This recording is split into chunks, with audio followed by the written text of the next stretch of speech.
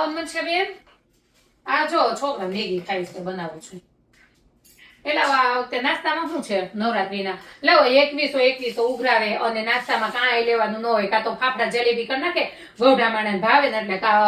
વણેલા ગાંઠિયા કરી નાખે આ વખતે તો દિલ્હી ચાટ ને બધું રખાવું છે અને 2100 રૂપિયા લે છે ઘર દીઠ અને હિસાબે વાગવાનો પ્રમુખ પાસે એટલે આપણે છે ને હવે બધું નક્કી જ કરવાનું અને 10 દિવસના નાસ્તા પેલા ખબર હોવી જોઈએ આ તો નીચે ઉતરી તે ખબર પડે મકાઈ ચેવડો કાંકે વણેલા ગાંઠિયા કે જલેબી ફાફડા એને કઈ નાસ્તા કેવાતા હશે બાજુ સોસાયટી જોયા રોજ પાવભાજી પાણીપુરી દિલ્હી ચાટ અરે હું તો આ વખતે ગઈ હતી જોવા 2 વાર તો હું પછી ત્યાં ખાઈને આવી હતી તો એ લે